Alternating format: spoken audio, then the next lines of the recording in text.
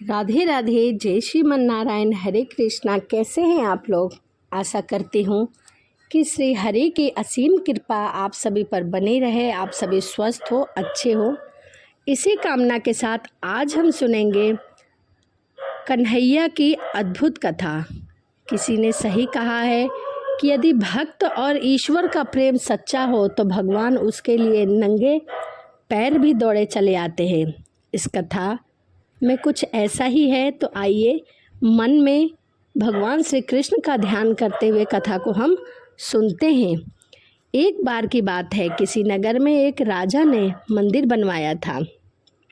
उस मंदिर में उन्होंने श्री कृष्ण जी की मूर्ति स्थापित की थी, लेकिन वह कभी भी पूजा पाठ नहीं करते थे। उन्होंने मंदिर बनवाया, उसमें मंदिर स्थापित की और पूजा करने के लिए एक पुजारी रख दिए।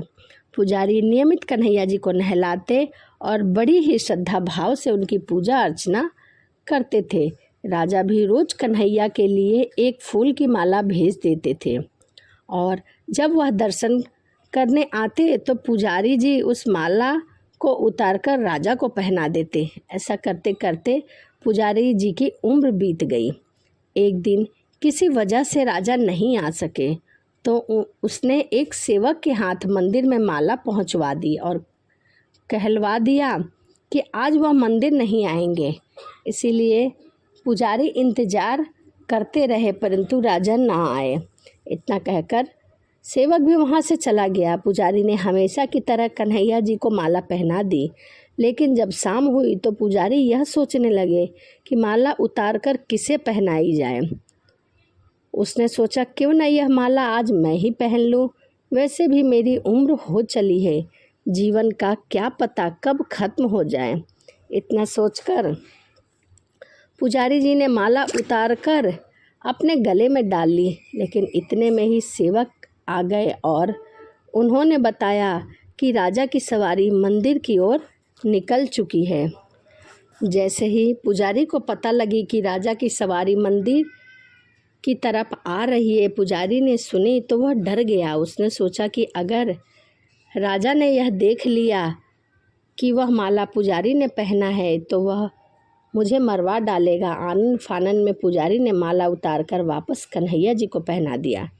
जैसे ही राजा अंदर गए तो हमेशा की तरह पुजारी ने माला कन्हैया जी के गले से उतारी और राजा को पहना दी। लेकिन माला पर लगा सफ़ेद बाल देखकर राजा समझ गए कि यह माला आज स्वयं पुजारी ने ही पहनी थी। बस फिर क्या था। राजा क्रोधित हो उठे और उन्होंने पुजारी जी को गुस्से में पूछा कि माला पर सफ़ेद बाल कहाँ से आए। तब राजा की बात सुनकर पुजारी बहुत डर गया और डर कर बोला कि यह बाल तो कन्हैया के हैं। अब तो राजा और भी क्रोधित हो गए, क्योंकि कान्हा तो भगवान है और उनके बाल सफ़ेद कैसे हो सकते हैं।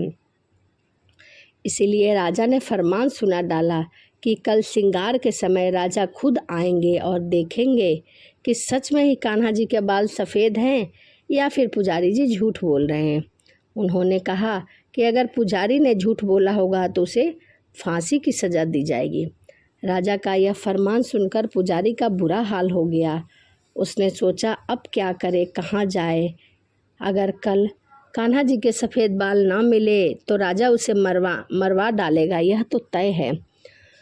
तभी वह रोते रोते भगवान के शरण में पहुंचा और उसने कहा कि हे केशव, मुझसे झूठ बोलने का अपराध तो हुआ है, लेकिन हो सके तो मुझे क्षमा कर देना और राजा से मेरी रक्षा करना।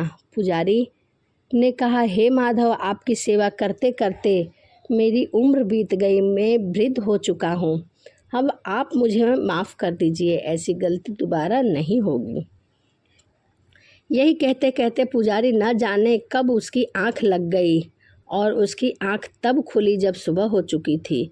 उधर सुबह होते ही राजा भी आ गए और कहने लगा, आज कन्हैया जी का श्रृंगार का वह खुद करेगा।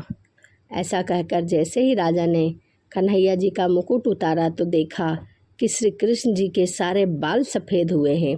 लेकिन राजा को फिर भी यकीन ना हुआ। उसे लगा कि फांसी के डर से पुजारी ने उनके बालों को कलर कर दिया होगा। राजा ने सोचा कि क्यों ना कन्हैया जी के बाल तोड़ कर देखा जाए। इसके बाद राजा ने कन्हैया जी का बाल तोड़ लिया, लेकिन जैसे ही बाल टूटा कन्हैया के सिर से खून की धारा बहने लगी। यह देखकर राजा भगवान के चरणों में गिरकर उनसे माफ़ी मांगने लगे।